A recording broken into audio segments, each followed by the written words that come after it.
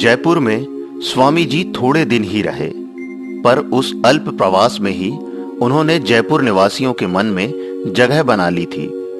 जयपुर में रहते समय उस राज्य के प्रधान सेनापति सरदार सिंह से उनका घनिष्ठ परिचय हो गया था। उन्होंने कुछ दिन सरदार जी के घर धर्मत्व और शास्त्र आदि के विषयों का विवेचन कर अपना समय व्यतीत किया था। एक दिन के विचार का विषय था प्रतिमा पूजा। सरदार जी थे घोर निरंकारवादी वेदांती। वे प्रतिमा आदि में विश्वास नहीं करते थे। इसी से घंटों विचार विवेचना होते रहने पर भी उन्होंने अपने मत का परित्याग नहीं किया। शाम को जब वे लोग घूमने निकलकर फुटपाथ पर चल रहे थे, तब उन लोगों ने देखा कि भक्तों का एक दल श्री कृष्ण की प्रतिमा लेकर कीर्तन भजन गाते हुए शोभा यात्रा में जा रहा है। उसी समय अचानक हरि सिंह ने ज्यों ही प्रतिमा की ओर देखा, त्यों ही स्थिर भाव से खड़े होकर आनंद के आंसू बहाने लगे। शांतिर परबार आजे प्रतिदोलित ना उदिर हृदय डाके डाके तो मायनी बार शांतिर परबार। हरि सिंह कुछ देर बेसुध से वहाँ खड़े रहे। देखा स्वामी जी उनकी तरफ देख मंद मंद मुस्कुरा रहे हैं। उन्होंने स्वामी जी के दोनों हाथ पकड़ लिए और बोले, महाराज, यह आपने क्या कर दिया? आपके स्पर्श मात्र से मुझे ऐसे बिजली का झटका लगा और मैं स्तंभित सा मूर्ति को देखने लगा। वो मूर्ति मूर्ति नहीं रही, मुझे उसमें जीते जागते श्री कृष्ण दिखे। वे मुस्कुरा रहे थे। बड़ी बड़ी आंखों से मेरी ओर देखकर उन्होंने मुझे इशारे से अपने पास बुलाया। आपने ये क्या जादू कर दिया स्वामी जी? आज मैंने प्रतिमा में स्वयं भगवान का दर्शन किया है। ऐसी अनगिनत घटनाओं के साक्षी रहे स्वामी जी। उनका मत था, जब जहां हो वैसा व्यवहार करो। गंभीर विषयों पर चर्चा करते वक्त भी उनका परिहास चलता रहता था। एक दिन भक्त मंडली के बीच बैठकर स्वामी जी उन लोगों को कुछ समझा रहे थे। उसी समय जयपुर के एक सम्मानित और नामी सरदार वहां आए। अपने ज्ञान के लिए वे जाने जाते थे। स्वामी जी जिस प्रसंग पर बातचीत कर रहे थे, उसी का सूत्र पकड़कर सरदार जी ने कहा,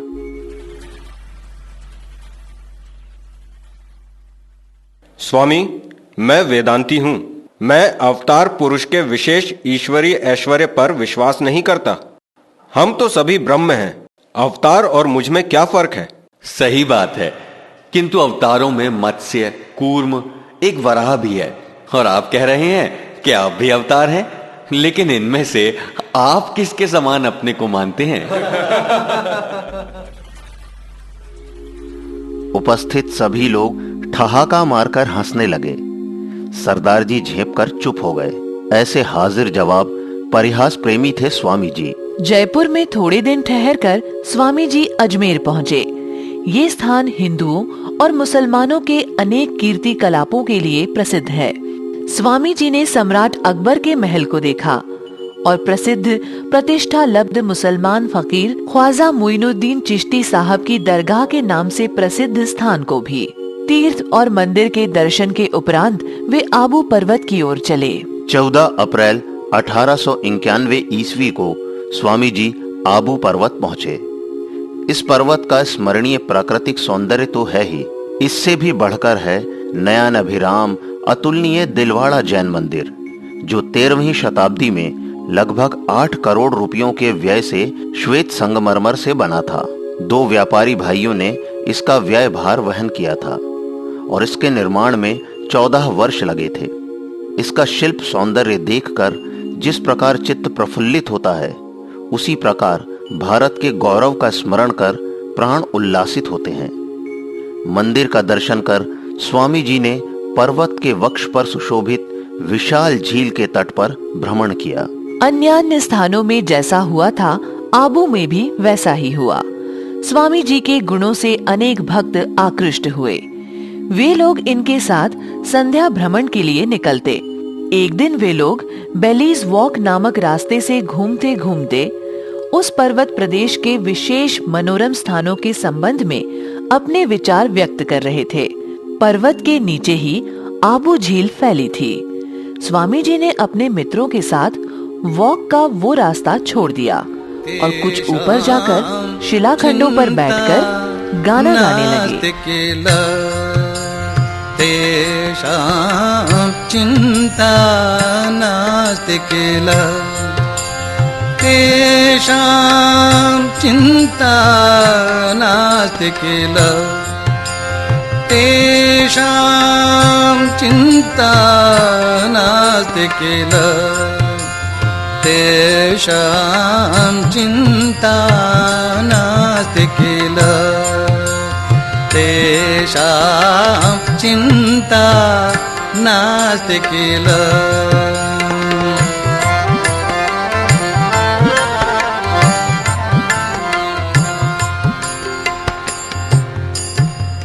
शमदम करुणा सम्पूर्णानां,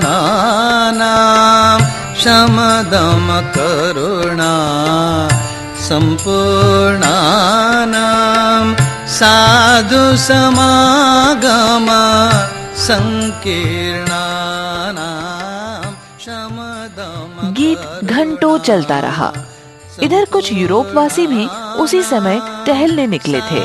वे सब संगीत की मधुरिमा से आकर्षित हो गायक के दर्शन के लिए रास्ते पर प्रतीक्षा कर रहे थे। अंत में गायक के नीचे आ जाने पर उन लोगों ने उनके सुमधुर स्वर और भाव गांभीर्य की प्रचुर प्रशंसा की। उन दिनों स्वामी जी चंपा नामक एक निर्जन गुफा में रहकर तपस्या आदि में निरत थे। उनके सामानों में मात्र एक कंबल, एक कमंडलू और कुछ पुस्तकें थी। एक दिन एक देशी राज्य के राजा के एक मुस्लिम वकील उस रास्ते से जब गुजर रहे थे, तब स्वामी जी को देखकर वे उनकी ओर आकर्षित हुए। 2-4 मिनटों की बातचीत से ही वकील साहब समझ गए कि साधु का पांडित्य अगाध है। इसी आकर्षण के कारण वे अक्सर स्वामी जी के दर्शन करने वहां आया करते थे। एक दिन उन्होंने ये जानना चाहा कि वे स्वामी जी की किसी सेवा के योग्य हैं या नहीं। स्वामी जी ने कहा, देखिए वकील साहब, वर्षा तो आ ही चली है, किंतु इस गुफा में दरवाजा नहीं है। इच्छा हो तो एक जोड़ा किवाड़ बनवा के दे सकते हैं। ये गुफा तो बहुत बदतर हालत में है। आप आज्ञा दे तो एक बात कहूँ। मैं यहाँ अकेला एक सुंदर बंगले में रहता हूँ। यदि आप दया कर वहाँ रहने को राजी हो जाएं, तो मैं कृतार्थ हो जाऊँगा। लेकिन मैं मुस्लिम हूँ। निश्चय ही मैं आपके लिए अलग भोजन की व्यवस्था कर दूंगा। उन बातों पर बिना ध्यान दिए स्वामी जी उस बंगले में चले गए। इससे स्पष्टतः सिद्ध होता है कि स्वामी जी का स्वभाव कितना उदार था तथा लोक निंदा आदि के भय से वे कितना ऊपर रहते थे। इस मुस्लिम सज्जन के घर पर रहने के कारण ही स्वामी जी के जीवन में एक और अधिकतर गुरुत्वपूर्ण संबंध का सूत्रपात हुआ। इस सूत्र से ही वे खेतड़ी नरेश से परिचित हुए। वकील साहब एवं उनके बंधु बांधवों को लेकर आबू पहाड़ पर स्वामी जी के अनुगामियों का एक अच्छा खासा वर्ग बन गया। इसी तरह कोटा के वकील श्रीयुत महाराव एवं उसी राज्य के मंत्री ठाकुर फतेह सिंह से उनका परिचय हुआ। कुछ ही दिनों बाद खेतड़ी नरेश के प्राइवेट सेक्रेटरी मुंशी जगमोहन लाल निमंत्रित हो वकील साहब के घर आए। जिस समय वे वकील साहब के घर पहुंचे, उस समय स्वामी जी सो रहे थे, तो उन्होंने स्वामी जी को भी एक साधारण साधु ही समझा और ये सोचा कि जो सामान्य साधु चोर उचक्के की भांति घूमने निकलते हैं, ये भी उन्हीं में से एक होगा। शीघ्र ही स्वामी जी की निंद्रा भंग होने पर जगमोहन ने प्रायः प्रथम बातचीत में ही उनसे पूछा, आप तो हिंदू साधु हैं, फिर इस घर में कैसे ठहरे हैं? आपको भोजन भी तो शुद्ध नहीं मिलता होगा। आप क्या कहते हैं? मैं सन्यासी हूं। मैं आप लोगों के सारे सामाजिक विधि निषेधों से परे हूं। मैं किसी के भी साथ भोजन कर सकता हूं। इससे भगवान के अप्रसन्न होने का भय मुझे नहीं है। क्योंकि ये भगवान द्वारा अनुमोदित है। शास्त्र से भी मुझे भय नहीं है, क्योंकि ये शास्त्र द्वारा भी अनुमोदित है। फिर भी आप लोगों का और आप लोगों के समाज का भय मुझे अवश्य है।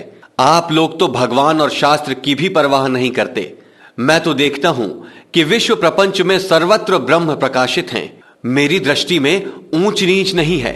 शिव शिव शिव। स्वामी जी की वाणी और भंगिमा से जैसे बिजली फूट रही थी। जगमोहन निरुत्तर हो चुप रहे। उनके मन में एक ही विचार आ रहा था कि खेतड़ी के राजा से इन साधु का परिचय होना आवश्यक है। उन्होंने कहा, महाराज, दया करके महाराजा से मिलने आप राजभवन में चलेंगे क्या? अच्छी बात है, परसों चलूंगा। लौटकर जगमोहन ने जो जो हुआ वे सारी बातें खेतड़ी के राजा अजीत सिंह जी को बताईं। सुनकर राजा स्वामी जी से मिलने के लिए इतने व्यग्र हो गए कि कहा, मैं स्वयं उनका दर्शन करने चलूंगा। ये सुनकर स्वामी जी स्वयं राजा अजीत सिंह से मिलने तुरंत उनके महल में जा पहुंचे। महाराजा ने उनका सत्कार अभिनंदन किया। प्राथमिक अभिवादन और कुशल मंगल पूछने के बाद राजा ने पूछा, स्वामी जी, जीवन क्या है?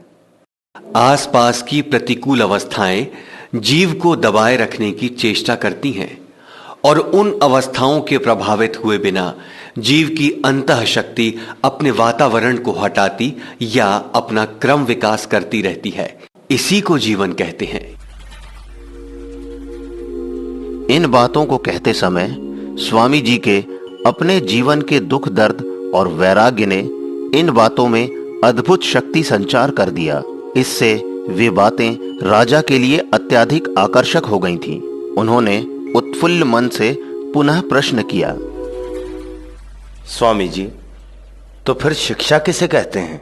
मेरे विचार से विभिन्न विचारों को हमारी शिराएं या स्नायु आत्मसात करके उससे घनिष्ठ संबंध स्थापित कर लेते हैं। यानी विचारों को जब हम केवल दिमाग से ही नहीं बल्कि संपूर्ण चेतना द्वारा आत्मसात कर लेते हैं, वही है शिक्षा। जब विचारों को आत्मसात करके हम अपनी शिराओं उपशिराओं के द्वारा उसे अभिव्यक्त भी कर पाते हैं, वही हमारे मन की निजी संपत्ति बन जाती है। वही है हमारी असली शिक्षा। इसके बाद श्री रामकृष्ण के जीवन की घटनाएं उदाहरण स्वरूप प्रस्तुत कर अपने वक्तव्य को उन्होंने इतना मर्मस्पर्शी बना दिया कि अजीत सिंह उनकी हर बात को मंत्र मुग्धवत सुनने लगे। उनका चित्त उस समय मानो किसी ऐसे ऊर्ध्व लोक में विचरण करने लगा जहां मात्र सत्य, शिव और सुंदर ही चिर प्रतिष्ठित हो। प्रतिदिन इसी प्रकार राजा ने इनकी अमृतवाणी सुनी। बाद में एक दिन राजा ने कहा, महाराज, आप मेरे साथ मेरे राज्य खेतड़ी चलिए। अच्छा, आपके साथ चलूंगा। स्वामी जी 3 बार खेतड़ी गए थे। 2 बार अमेरिका जाने के पहले और 1 बार लौटने के बाद। उनकी खेतड़ी यात्रा संबंधी विवरण और महाराजा से उनकी भेंट का वर्णन पंडित बेनी शंकर शर्मा की डायरी में मिला। उन्होंने जो कुछ विस्तार से लिखा है उसी का सारांश हम आपको बताते हैं। 4 जून को आबू पहाड़ पर स्वामी जी से खेतड़ी राजभवन में राजा अजीत सिंह की प्रथम भेंट हुई। स्वामी जी के प्रातःकाल वहां पहुंचने पर राजा ने उनसे बहुत देर तक वार्तालाप किया। उस समय जोधपुर के हरदयाल सिंह जी भी वहां मौजूद थे।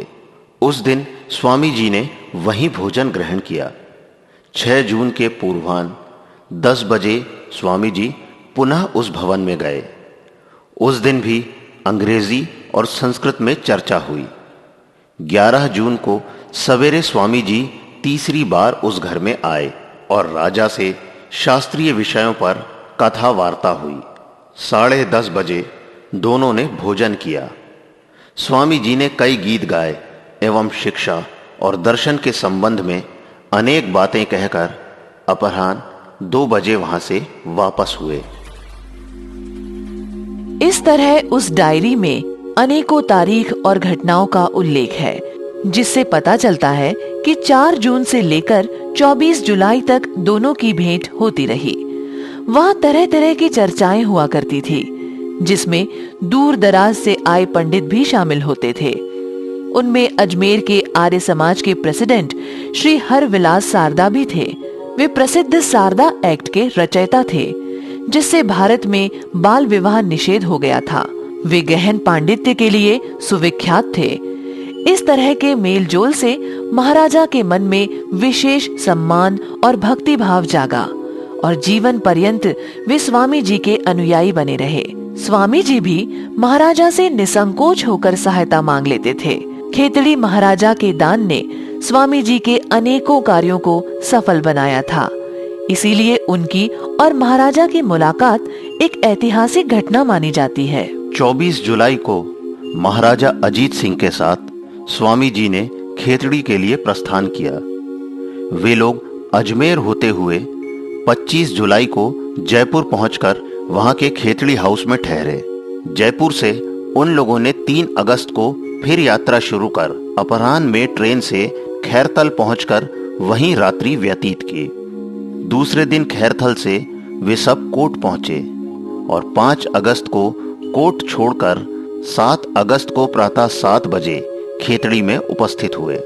खेतड़ी में आगमन के कुछ ही दिनों बाद स्वामी जी से मंत्र दीक्षा लेकर राजा अजीत सिंह उनके शिष्य हो गए। इन गुरु शिष्य का संबंध अत्यंत घनिष्ठ एवं मधुर था। राजा अजीत सिंह स्वामी जी को प्राणों से बढ़कर प्रेम और श्रद्धा करते थे। स्वामी जी का वे कर जोड़कर घुटने टेकते हुए अभिवादन करते तथा हर प्रकार की सेवा के लिए प्रस्तुत रहा करते थे। स्वामी जी भी आशा करते थे इस शिष्य से भारत का अशेष कल्याण होगा। इसी से उन्होंने केवल उनके धर्म जीवन का भार ही ग्रहण नहीं किया, बल्कि लौकिक ज्ञान प्राप्ति में भी उनकी विशेष सहायता की थी। स्वामी जी के खेतड़ी में प्रायः 3 महीने यानी 7 अगस्त से 27 अक्टूबर तक रहने को सुयोग पाकर राजा ने उनसे भौतिक विज्ञान, रसायन एवं खगोल विज्ञान का अध्ययन किया। राजप्रासाद के सबसे ऊपर वाले मकान में स्वामी जी ने एक प्रयोगशाला स्थापित की थी। उनमें विज्ञान के अध्ययन में उपयोगी यंत्र एवं रासायनिक द्रव्य संग्रहित थे। उस ऊपरी मकान की छत पर एक दूरबीन भी स्थापित की गई थी और ग्रह नक्षत्रों का अवलोकन कर गुरु शिष्य इस प्रकार उन्मत्त हो जाते कि समय का भान ही नहीं रहता था। इसके अतिरिक्त गीत वाद्य की चर्चा तो होती ही रहती थी। ये चर्चाएं सदैव राजमहल में ही नहीं होती थीं। कई बार निकटवर्ती पुष्कारिणी तालाब के किनारे स्थित गृह में बैठकर भी होती थीं।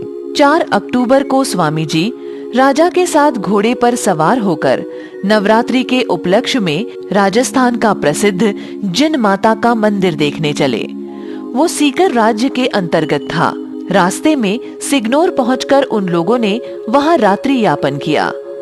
5 अक्टूबर को सिग्नौर से बाजोर के रास्ते पर चलकर 6 अक्टूबर को सीकर पहुंचकर वहां के महाराजा माधो सिंह जी के साथ वे सब जिन माता के मंदिर का दर्शन कराए। तदुपरांत 10 अक्टूबर को पुनः यात्रा कर वे सब 11 अक्टूबर को खेतड़ी लौटे। 12 अक्टूबर को महासमारोह में खेतड़ी में दशहरा उत्सव संपन्न हुआ और इस उपलक्ष्य में राजकीय भोज की भी व्यवस्था की गई। खेतड़ी में रहने का सुयोग पाकर स्वामी जी अपने ज्ञान भंडार को कुछ समृद्ध करने की ओर प्रयत्नशील हुए थे। उन दिनों राजस्थान के व्याकरणों में अन्यमत अग्रणी पंडित नारायण दास जी से उनका परिचय होने पर उन्होंने अपने अधूरे पाणिनि व्याकरण का अध्ययन शुरू किया। पातंजलि का महाभाष्य का ऐसा एक प्रतिभाशाली छात्र पाकर पंडित जी भी बहुत आनंदित हुए। एक दिन पिछले दिन पढ़ाए हुए एक लंबे विषय के संबंध में पंडित जी द्वारा उक्त छात्र को प्रश्न पूछने पर उन्होंने पूरे पाठ की हूबहू पुनरावृत्ति कर दी और साथ साथ अपने विचार भी जोड़ दिए। कुछ दिनों के उपरांत पंडित जी ने जब समझ लिया कि स्वामी जी स्वयं अपनी समस्याओं का समाधान करने में समर्थ हो गए हैं, तब उन्होंने कहा, स्वामी जी, अब आपको कुछ सिखाने को नहीं बचा। मैं जो कुछ जानता हूं सब आपको सिखा दिया है और आपने भी उसे आत्मसात कर लिया है। तब स्वामी जी ने सादर पंडित जी को नमस्कार किया तथा कृपा पूर्वक शिक्षा देने के लिए आंतरिक धन्यवाद ज्ञापित किया। स्वामी जी, नियम किसे कहते हैं? नियम बिल्कुल मानसिक वस्तु है, बाहर इसकी कोई सत्ता नहीं है। यह बुद्धि और इंद्रियों के द्वारा उपलब्ध प्रत्यक्ष ज्ञान से वंचित अनुभूति का परिणाम है। इंद्रियों द्वारा प्रत्यक्ष वस्तुओं को श्रेणीबद्ध कर बुद्धि ही इन्हें नियम का रूप प्रदान करती है। प्रत्यक्ष अनुभव किस क्रम में घटित होगा, यह पूर्णतः मानसिक व्यापार है।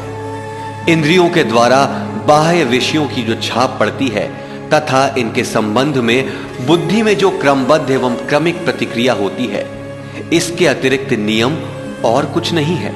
वैज्ञानिकों का मत है कि बाह्य विषय तो मात्र समरूप वस्तु या समरूप स्पंदन है। इसकी अनुभूति एवं वर्गीकरण मानसिक व्यापार या आंतरिक घटना है। अतएव नियम अपने आप में एक बौद्धिक ज्ञान है। अतः बुद्धि से ही इसकी उत्पत्ति होती है। स्वामी जी ने सांख्य दर्शन कथन पढ़ सुनाया और दिखा दिया कि आधुनिक विज्ञान किस प्रकार इन दार्शनिक सिद्धांतों का समर्थन करता है। ज्यों-ज्यों दिन बीतने लगे, अजीत सिंह की गुरु भक्ति भी उतनी ही बढ़ने लगी। ये इस प्रकार बढ़ गई कि गहरी रात में अपना बिस्तर त्याग कर वे अपने गुरु के पांव दबाने लग गए।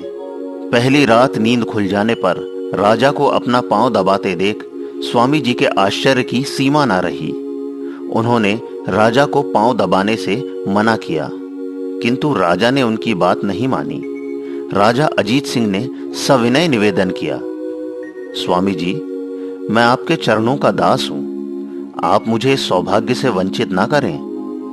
दिवा काल में खुली राज्य सभा में भी राजा ऐसा ही सम्मान दिखाना चाहते थे, परंतु स्वामी जी ने इसे स्वीकार करने से असहमत होकर कहा,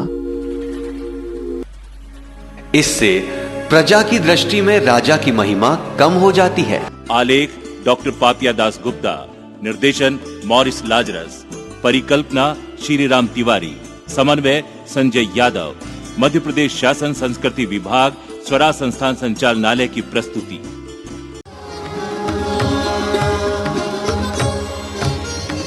युग प्रवर्तक